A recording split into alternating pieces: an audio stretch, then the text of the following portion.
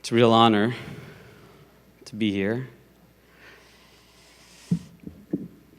I feel a need to share of my earliest inspirations. As a 16, 17-year-old boy, even though I don't come from a Chabad family, someone had introduced me, a friend of my family, Simon Jacobson, had introduced myself as a young man to the Ohel, which had become my place of comfort, of peace, of searching ever since. It's a place I return to on a fairly regular basis. And being in a place like this, where those ideas, those messages that have been handed down for the generations, is truly an honor for me. So today we are really speaking about a subject that I almost feel awkward speaking about during lunch. Everyone seems happy and content and comfortable. And by no means do I intend to ruin that, but I may. Because it's a harsh subject matter. But unfortunately, or fortunately, this is our reality. And when there's a part of our arm that is hurting or a part of our leg that hurts, we need to become aware of it and attend to it. And there's certainly a part of Klal Yisrael that is hurting, and we need to find a way to reach them. And believe it or not, I was looking around at the tables before getting up here, and the one thing I noticed is you have pre-K all the way through high school. And one of the biggest questions I get, and anytime speaking in a school environment, is how does this apply to kindergarten? How does this apply to first grade? And hopefully I intend on answering that as we progress through this short little speech. But I do want to share, before we get started, a statement that is made at virtually every meeting that takes place in the world of AA, NA, SA, OA, and all these are all self-help organizations that are dominated or influenced by the 12 steps. And people qualify. They qualify themselves as speakers by talking about their own lives and their own stories. And one of the things that every single meeting I've ever been to, or the patients that I work with who they go to, it always starts with a person sharing their story. And within that story, they embed messages that hopefully everyone could learn with. But without fail, they begin their story with a statement. And this is all over the world. It's the same statement. When I was a kid, I didn't feel quite right. That's the beginning of their story. There was something that wasn't right. I didn't feel comfortable. I didn't feel connected. I didn't feel loved. I didn't feel cherished. I didn't feel spiritually uplifted. And then something happened, and then the end then is followed then by I discovered alcohol, I discovered drugs, I discovered food, I discovered other behaviors that comforted me. But what that tells me is that those people, those individuals, who later turn into addicts, and we need to understand the pathway of that, but those individuals in first grade and in second grade are living the life of there's something not quite right with me. They're experiencing that. And I'd ask you throughout this lecture and hopefully throughout today to start thinking about who those students may be. And I think we generally have a sense. You know, there's sometimes you hear a story of an individual who you find out years later, you had them in your class when they were in 4th or 5th grade, and you find out years later that they wound up in a great deal of trouble. And most of the time we say, I saw that one coming. Now, I may not have words to express what that was like, but I saw it coming. And for sometimes, every once in a while, we're really surprised. I actually, on my way in, I stayed at a beautiful family in Muncie when I was in high school. They were a Chabad family, the Gottliebs in New Hempstead. Anyone knows them, please send my love. But on my way here, I called Mrs. Gottlieb, who is like a second mother to me. And I asked her, and I told her I was speaking here, and her first reaction was she started laughing a bit, and then she paused for a second, and then she said, oh, I get it. She said, I want you to tell them this story. She said, the first time I met you, you were in 9th grade, and you were rollerblading backwards down my driveway, which was really steep, one of those Muncie steep driveways. And there you are, and my first thought was, what did I do? I brought in a boarder who's going to wreck our lives, and he's going to get hurt. But she said, tell them that story, but also let them know that at that point, however crazy you seemed to me, however out of control you were as a teenager, there was always a part of who you were as a person that I appreciated, and I saw a goodness in you. I saw something in you that was not just this kid who was lost, who was going down backwards, trying to kill himself or hurt himself, but I saw someone who had a certain potential. And there's something about that statement that resonated with me. It says that in 3rd or 4th or 5th grade, and certainly in high school, there are students that are in your classes that there's something about them that's not quite right. And we may not have the language to identify it or even certainly to articulate it, but we need to start paying attention to those people, because what we're going to find out is that if not, they end up going down a path that not only destroys their own life, but most often destroys generations of lives. And the potential, the possibility of preventing even one of those cases, one of those stories, one of those souls, is one that is preventing a history of pain and suffering. And most often we don't know it. We're not familiar enough with it. We can't identify and say which kid did we prevent and which kid did we not prevent. But I know that if we're honest enough with ourselves, and we could reflect on the work that we're doing, and we say, I know myself to be someone who's looking out for individuals who may not feel quite comfortable, even at a young age, and I'm doing something about it. I'm attending to it. And there's so many times that you have a kid who's struggling, and it's just too overwhelming. So we find a way to occupy ourselves with something else as opposed to reaching out. So today it's really, really about them. And I know that when we talk about teenagers, it's certainly something that has become more challenging. It used to be a lot easier for me to speak about teenagers in public because I read the books, and I saw the videos, and I saw those things on what it means to be a healthy adolescent. And then all of a sudden you have an adolescent of your own. And you get really humbled, and it brings you right back down to earth, and you say, let me look at this through a new set of eyes. So let's talk a little bit about development. We're not going to spend much time on this. But what is healthy development in childhood and in adulthood? And then we have this period in between, which is really the question mark that we call it adolescence. But a healthy notion, a healthy version of a child, one who's in kindergarten all the way through 6th or 7th grade, is one that's obedient. It's one who abides by rules, who pays attention. And if you look at every developmental theorist, that's what they speak about, including Freud. It's, a person who abides by the rules and knows how to listen to the adults in their lives. That's the notion of a healthy child. A healthy adult is virtually the opposite of that. It's one who is completely independent, no longer dependent on adults. They could stand on their own. They could take care of a family. They have their own thoughts, their own ideas. And then we have this period in between. This period in between where a person is trying to find themselves and figure out, how could I go from being dependent to one who's independent? And as we know, it's a time filled with turmoil. And not only turmoil, but it's growing pains. It's self-discovery. It's finding a spiritual foundation. It's finding a guide, finding yourself, and what that means. Margaret Mahler, who is a theorist, speaks about development, particularly adolescence. She talks about it as a time of separation individuation, where she says the ideal adolescent is not one who simply abides by all the rules. They're not one who listens to everything you have to say. They're respectful to you, but then they start pushing back a little bit.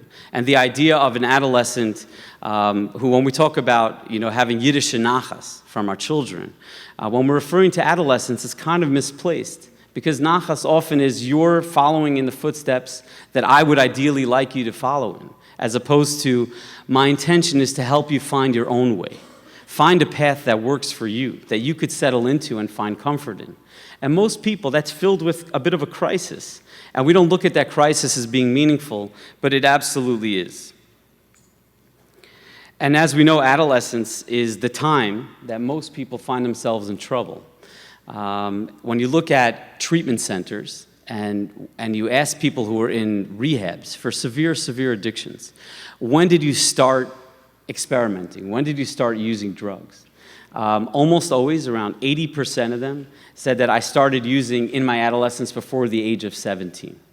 And now that doesn't mean that everyone who experiments develops a drug problem, but it does tell a story. It says that the origin, the beginning of this problem is something that starts during that state of adolescence, and as we know, that the boys in particular, that's the second slide, have certainly a more challenging time for that.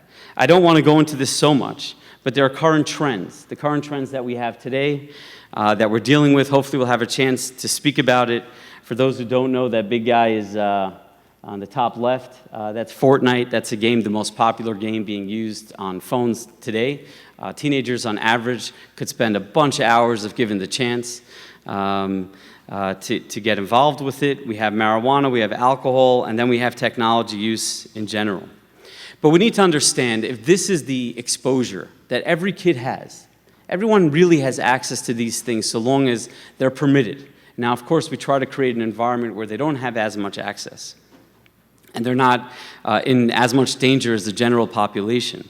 But if there are some people who have exposure to this, and they develop problems, while others have the same exposure, and they seem to be okay, and they developmentally make their way to the next stage okay, we need to understand who these people are and how that developed. And I want to tell their story. That's the intention of today. Now, drug addiction, we're in a bit of a crisis today as a country. The United States of America is in what we call an opioid crisis. There are 72,000 deaths last year alone as a direct result of opioid use. Now, we look at those numbers, and they're fantastical and horrific.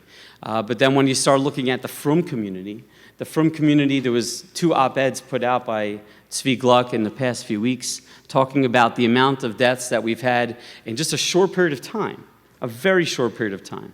But in this last year, and it's always a painful call I need to make to Tzvi, who sort of keeps track of what's happening, because very often Amudim is dealing with some of these losses and the tragedies with families and with communities. And he said in the past year alone, we've had more than 300 people pass away in the Frum community as a result of these addictions. And it's not something that's only on the outside. I think it's a lot easier for us. We'd sleep a lot better if we were able to look at this issue and say, this is something that takes place somewhere else, as opposed to looking at it more acutely and honestly and saying this is something, it's a human phenomenon. And considering the fact that we're human as well, we're going to be struggling with that. We're going to be struggling with that issue. And the one thing that we need to know as teachers, you're in the greatest position to identify some of these problems early on. The main reason is that you could identify change. Now, there are tons of books and there are articles that are put out, and you could go online and you could type in, what are the side effects of marijuana use? Or what does a person look like when they're drunk? Or when a person is on Adderall? And the truth is, if that's what we're focusing on, physical manifestations of a real meaningful behavior, we're kind of missing the boat. Because there are certain drugs that will give you energy, they'll give you the ability to focus. The first time I gained access to a drug that was very similar to cocaine was in the library at 3 a.m. studying for an exam. It was study week at the university I was in, which is a Jewish university. And this is a week that anyone who's in the library at 3 a.m. really cares about academics. They're really working hard to do well. And it was in that environment that someone was passing around illicit drugs for people to actually function better, to retain information, and to score a better grade on their test. These are people who cared. So you'd never profile such individuals as having problems. These are the people you look at, and like we said before, you have all the nachas in the world from. But these individuals, so you can't really focus on what it looks like. Marijuana may look like one way in one person and look a very different way in another. So the main thing that you're really looking for is change, a shift in attitude, a shift in behavior. Now that becomes honestly the most challenging thing to follow, because to identify change, you have to know who the person is. You have to be able to say, what is this individual's baseline? And I know that we're teaching math, and we're teaching science, and we're teaching Judaic studies and Hasidus. We're teaching all those things. And how much time do we have to spend on, do I know this student well enough that I could articulate their baseline? I could say, who is this person when they're doing well?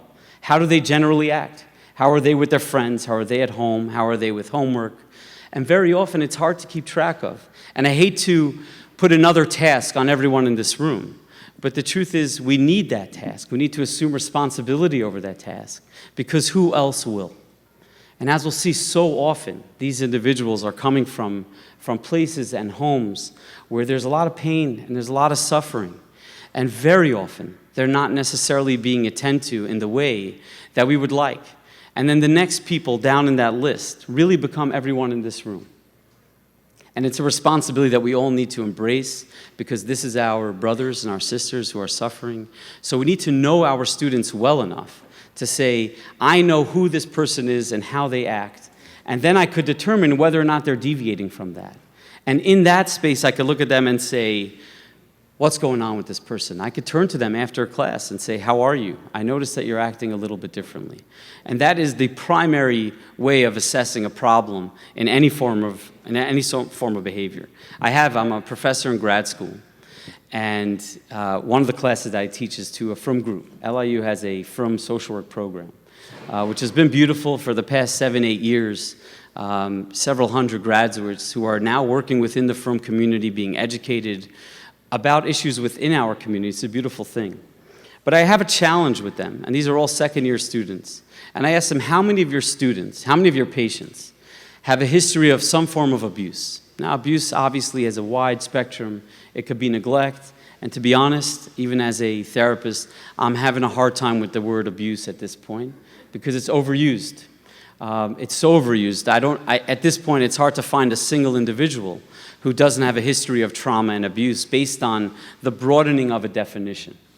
I think it's wonderful that we're becoming more aware of our emotional worlds, but it also could be a little debilitating if everyone is seen as hurt and damaged and in pain all the time. So I give a challenge. I give a challenge to the class, and I say, how many of your patients have a history of some form of abuse? And almost always the answer is very low, a small percentage of the kids, the adults, the people in my community that I'm working with. And I said, have you ever asked? Have you ever explored it? Now, these are topics that most of us, we have a natural aversion to stay away from it. We don't want to go anywhere near topics that are really harmful to people. But there's a courage, and I encourage my students, take the courage, find your courage, and ask your patients about their experience with some form of abuse. And then almost inevitably over the course of the next few weeks, the stories start rolling in. That I opened a door. I started asking a question that I hadn't asked before. And even more so, I became willing to see things that I was fearful of seeing. I started opening myself up to the possibility of people being severely hurt. And it's that openness within myself that permits me to see new things. And it's a challenge that I'd give to anyone in this room as well, that instead of just supposing things to be a certain way, to open yourself up to the possibility of things being another way.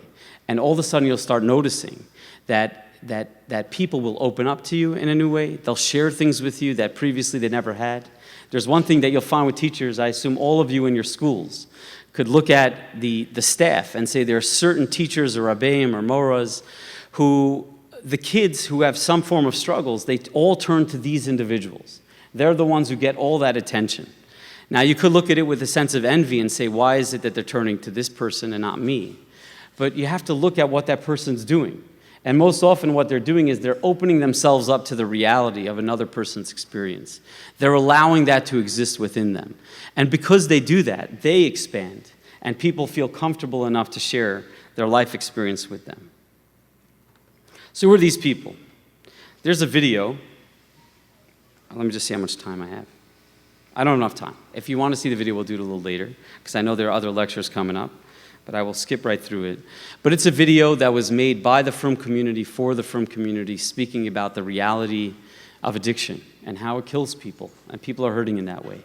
But it's happening, and I think we all know that, but the video is definitely worthwhile to look at. So I want to tell you a story about a dear friend of mine. I think it's easy for me to talk about my work as opposed to speaking about my life. But this is a guy who I went to high school with, I had a beautiful relationship with. We laughed together, we cried together, we grew together, we sinned together. We did all those things as a group. That's what we journeyed in trying to find ourselves. And this past year, I unfortunately was at his levaya because he had passed away from this problem. And I don't know if anyone here has been to like a graveside funeral. There's nothing in the world sadder than it.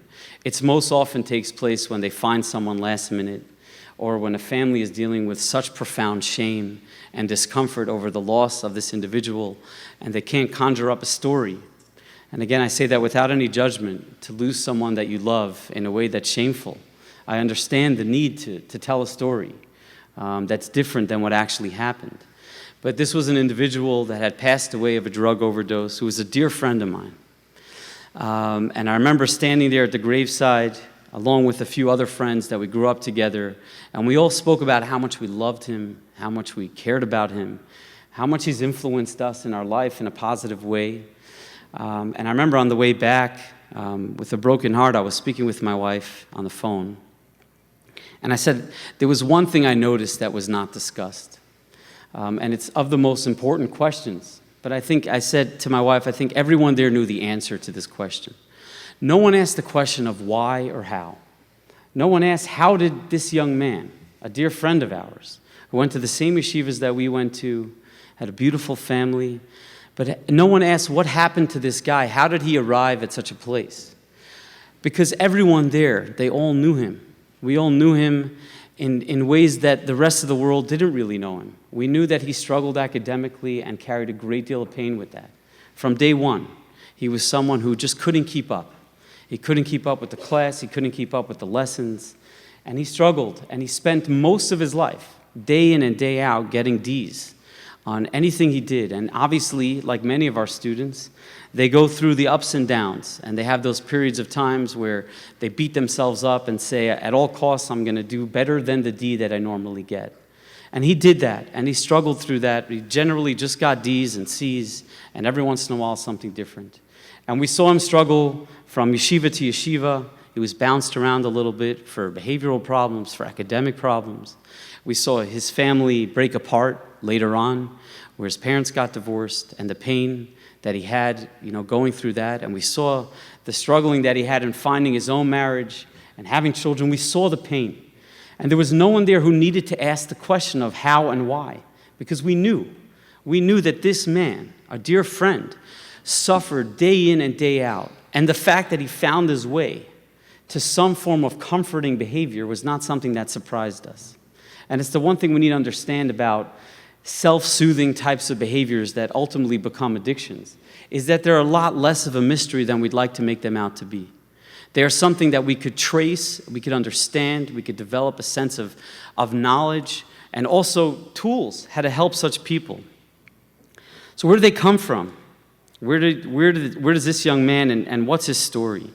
And I want to look at the people who are in treatment and why they're in treatment and how ultimately they got there. One of my favorite studies, and I would definitely recommend you take a look at this study. It's called the ACE study. ACE stands for the Adverse Childhood Experience Study. The reason why I like it is because it's been replicated hundreds of times in many different parts of the world. So it kind of speaks to a human experience that is real for all of us. And in this study, it asked 10 simple, straightforward questions with a yes or no response. And if you say yes one time, you have a score of 1. If you say yes 4 times, you have a score of 4, and all the way up to 10. And plenty of people have a 0 as well. I think it's around 35% of the population have between a 0 and 1, meaning they haven't experienced very severe adverse childhood experiences. And these questions are, did you grow up in a home with addiction? Was there trauma in your life? Did you have a parent who hurt you or who hit you? Did you grow up with neglect? These are all very severe questions about pain and suffering in childhood. And what they basically found is that if you have a score of 0 to 1, chances are many of the key fundamental parts of your life that you're all supposed to meet, the markers that you're supposed to meet, getting a job, getting married, finding comfort, being a productive member in society, generally speaking, those individuals didn't have much of a hard time meeting those markers. But as the score increased, as it went from 1 to 2 to 3 to 4, the story dramatically shifted. A person with a score of 4 or above, which means they grew up in an environment with 4 or more traumatic experiences, those people were 300 times more likely than the general population to become addicts. 300 times more likely. 300 more times likely than the person who had a 0 or a 1. As you get higher up, if you have an 8 or above, you're several thousand times more likely than general population to pass away 20 years younger than the life expectancy of your age. Now, when we talk about life expectancy, there's so many things that go into it. But it's saying that when a person experiences that form of suffering, that degree of suffering, chances are they're going to get involved in behaviors that are going to deviate and ultimately shorten their lifespan, either through addiction or through suicide. The rates of suicide dramatically go up the higher the number is. And they start crafting a tale. They start telling a story of these individuals. It's not by chance. It's not something that just happens to people. It is a reaction to something. There's another study that was conducted in the Harvard Center for the Developing Child. It's a research organization. They really look at childhood development and how it impacts. I just want to read one line, which summarized their findings in a meta-analysis study. It says, early childhood stress leads to adaptations in behavior and comfort-seeking patterns, which is the same idea as ACE. Basically says that people who've experienced stress, there's a need for them to look for comfort-seeking patterns. They're looking for something that makes them feel acceptable and okay. And the one thing we need to look at it with addiction, addiction isn't the problem. For these people, addiction is the solution. A life that is painful, a life that is one where you feel disenfranchised from your own self, where you could make a statement in front of a group and say, I've always felt like there was something wrong with me. There was something not quite right. You understand why that individual is looking to experience something that's right. One of my first patients earlier on, his name was Gavril. I met him when I was working in a psychiatric hospital. He was Gabe at the time. He had severe mental illness, and it was a MICA unit. So he had mental illness along with a chemical addiction. So he was diagnosed as schizophrenic heroin addict. Severe in the mental disorder arena as well as in the addiction arena. And then I met him later on in my work at OHEL, where I was working together with him in a clinic, and I was trying to understand addiction. He was an addict to heroin. Heroin, as we know, is the one that is primary for most of those deaths. It's an opiate. It's a drug that is of the most powerful drugs you could have, powerful experiences you could have. And I wanted to understand his experience with addiction. And I said, could you please explain to me what it was like the first time you shot heroin? Now, heroin, most people stay away from it, number one, because it's really dangerous, but you also need to cook it and insert it into your vein. You need to mainline it. It's a painful thing to do. And my assumption at the time was he was going to tell me about his experience and what it was like and what it felt like and walk me from A to Z. But he sat there and thought about it for a moment, and a big smile came over him, and he goes, to tell you the truth, my first experience with heroin, it felt as if the world was hugging me. That was his experience with heroin. It wasn't about the high. It wasn't about the rush. It wasn't about the experience of now I'm numb. It was about, for the first time in my life, I felt love. I felt comfort. And he described that in detail, where there was this wave of comfort that came over me, and it was foreign. And when I went back to heroin, I didn't go back to it for the euphoria. I went back to it for the love. I went back to it for the experience that you feel. The story of addiction for these people, it's a solution to the pain. It's not a pain itself. When you look at the story, and this is within our community as well, in the Frum community, and he was a member of our community. But when you look at the people who are in centers for, at-risk behavior, the at-risk youth, I want to tell a story at the end, but there was a center all over the world. We have in Brooklyn, we have a place called the Living Room that I used to work at. We have our place. We have Aliyah in Crown Heights. And I called all these people, the directors of these programs, and I said, what's the percentage of your participants who have a history of sexual abuse? Now, the reason why I was doing my research on sexual abuse is because we know sexual abuse to be of the most profound forms of pain that one could experience. So I went for the most severe pain. And the numbers, however much they shocked me, they made sense to me because they contribute to this tale that we're telling. I have, in all my research, never encountered an organization that had a number less than 60% of the kids within our community who are at risk, who have a history of just sexual abuse. Forget about other forms of neglect and pain. Just a history of sexual abuse. One program, the number was 85% for the women who are participating in their program. So when we look at these individuals, we get annoyed, we get frustrated, we get judgmental. Why could you do this? How could you do this to your family? What we fail to stop and do is ask the question of, why are you hurting so much that the only way you know how to feel comfort is by engaging in behavior that ultimately hurts you and everybody else? Ask the question, who are you? What have you been through? Why are you compelled to be a part of the story? Within our community, Dr. Pelkowitz did a study on sexual abuse, and what he basically found is that people who had a history of that form of abuse were 4 times more likely than the general population to go off the derech, to be disenfranchised from their relationship with Hashem. So what he says is acting out is not arbitrary. Acting out is not something that doesn't make sense to us. Freud coined the term psychic determinism, that when there's some form of pain, there's some form of reaction. So Gabor Mate said, in a very beautiful way, he said, it's impossible to understand addiction without asking what relief the addict finds or hopes to find in the drug or the addictive behavior. We need to ask, what relief is this giving for you? What is this masking over? And I want to bring it back to the classroom for a second.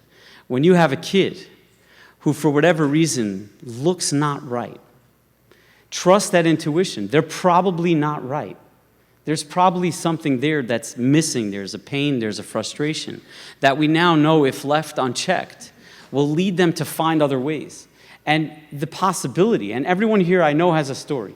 Everyone here has a story of the teacher, the Mora, the Rebbe, who had a moment with them that made them feel okay. I know there's a speech we'll be speaking about this next, that made them feel okay, that there was someone out there that touched them.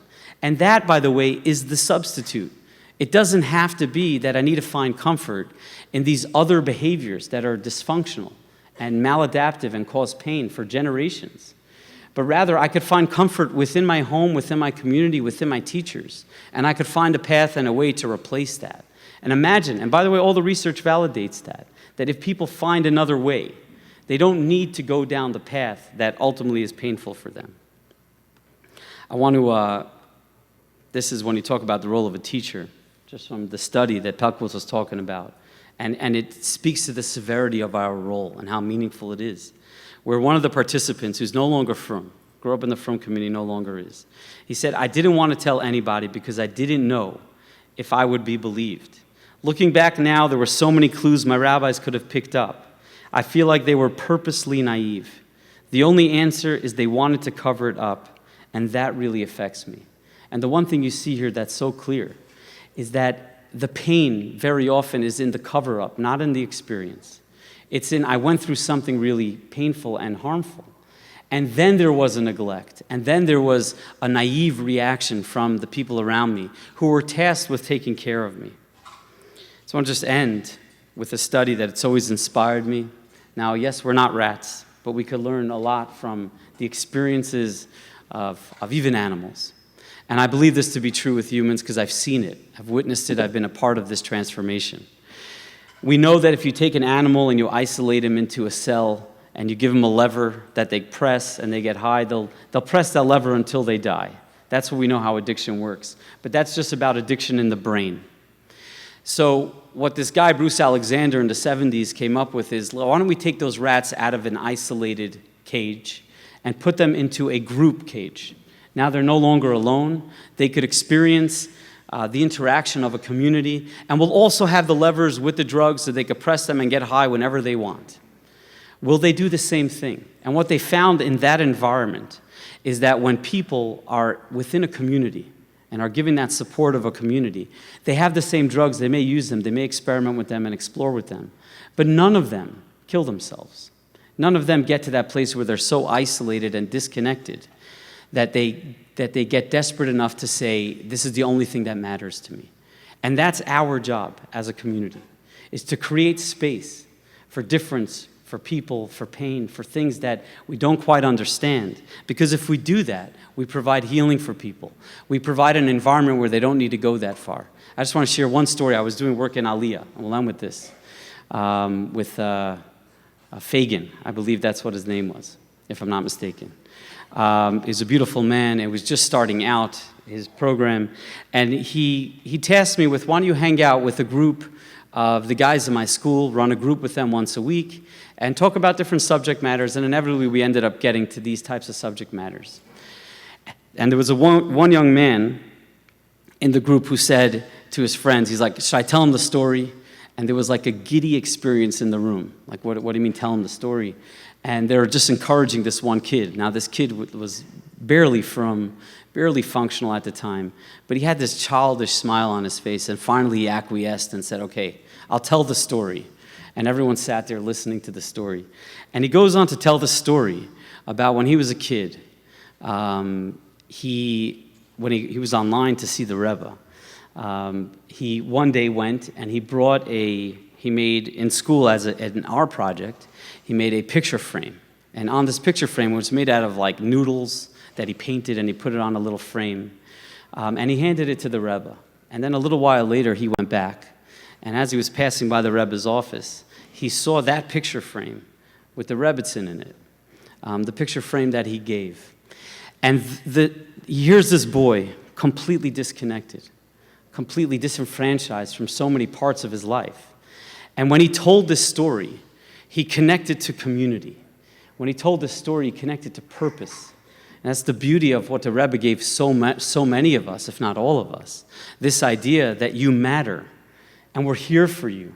And the stories, one after the next, of someone sharing something with him that years later he was able to easily recall and send a message to that individual. You have a parent. You have someone that loves you. And it feeds into this notion of within a community, you could hurt a lot, but you don't get to the point where you're dysfunctional enough that you want to hurt yourself. And God willing, throughout all of our expansion and our opening our eyes to the people and paying enough attention to their experiences, we'll give them a greater chance and we'll give them a place to land. Thank you so much.